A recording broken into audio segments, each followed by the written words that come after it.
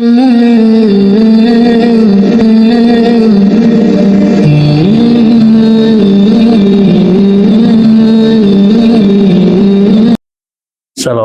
warahmatullahi wabarakatuh. Alhamdulillahirabbil alamin, nahmaduhu wa nasta'inuhu wa nastaghfiruh wa na'udzu billahi min shururi anfusina wa min sayyiati a'malina, may yahdihillahu fala mudilla lahu wa may yudlil fala hadiya lahu. Asyhadu an la ilaha illallah wa asyhadu anna Muhammadan 'abduhu wa rasuluh. Allahumma shalli ala Muhammad wa ala alihi wa sahbihi ajmain wa man tabi'ahum bi ihsan ila yaumiddin. Fa ba'd. A'udzu billahi minasyaitonir rajim. Ya ayyuhalladzina amanu taqullaha haqqa tuqatih wa la tamutunna illa wa antum muslimun. Fa inna ahsanal kalam kalamullah wa khairal hadi hadi Muhammadin sallallahu alaihi wasallam wa syarrul umur muhdatsatuha wa kullu muhdatsatin bid'ah wa kullu bid'atin dhalalah wa kullu dhalalatin finnar. Barakallahu fikum, semoga Allah melimpahkan barakah kepada kita semuanya, kepada para jamaah salat subuh Masjid Riyadul Jannah. Rukun salat ada yang berpendapat 13 macam, ada yang berpendapat 17, ada yang berpendapat 18. Saya coba yang 18 rukun. Walis salati 18 ruknan. An-niyatu wal qiyamu mal qudrah wa takbiratul ihram ila akhiriha. Rukun salat itu ada 18 macam. Pertama, niat. Kedua, berdiri selagi mampu. Ketiga, takbiratul ihram dan seterusnya. Niat kelihatannya remeh, tapi itu merupakan bagian dari rukun. Kalau namanya rukun adalah bagian dari sesuatu yang memang menjadi kewajiban dan harus dilaksanakan. Berarti niat kelihatannya remeh, tidak boleh ditinggalkan sama sekali. Niat dilakukan di dalam hati, laisa bit talaffuz, tanpa melafatkan seperti nawaitu, karena tidak ada satupun tuntunannya dalam hadis Rasulullah Shallallahu Alaihi Wasallam.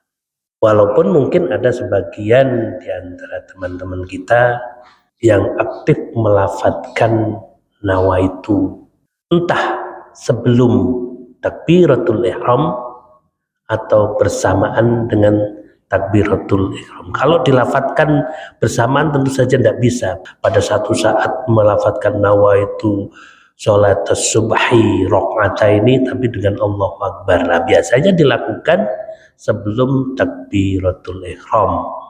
Nawaitu sholat subhi rakaataini. Saya teringat waktu kecil untuk menghafalkan nawaitu sholat subhi, nawaitu sholat duhri, nawaitu sholat asri, belum lagi jamiatan fardhon lillahi, itu cukup lama. Padahal Islam dikenal sebagai agama yang mudah. Maka ketika kita melakukan sesuatu apapun, insya Allah Allah akan tahu apa yang terlintas dalam hati kita. Maka cukuplah, karena memang terutama tidak ada tuntunan niat sholat itu bit talaffuz. Rukun yang kedua, al-qiyamu ma'al qudrah, berdiri selagi mampu. Alhamdulillah kita dilimpahkan sehat alfiat secara fisik, secara mental, sehingga kita bisa melaksanakan sholat secara sempurna. Rukun yang kedua, al-qiyam ma'al qudrah. Bagi teman-teman, saudara-saudara jamaah yang tidak mampu, boleh dengan sangat boleh tidak harus berdiri, tapi dengan duduk.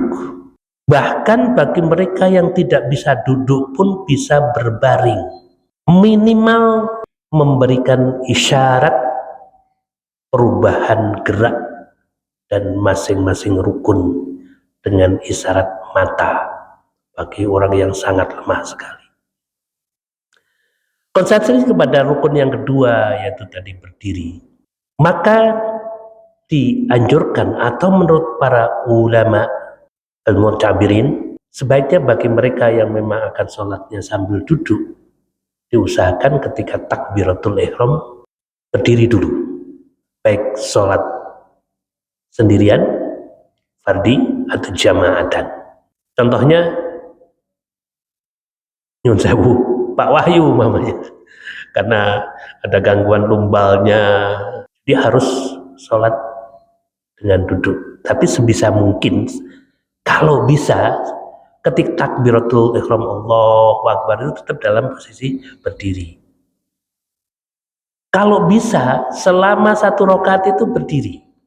Tapi kalau tidak bisa, cukup ketika takbiratul ihram Allahu Akbar berdiri, langsung duduk. Kalau bisa, jangankan hanya duduk, sambil berbaring aja boleh gitu.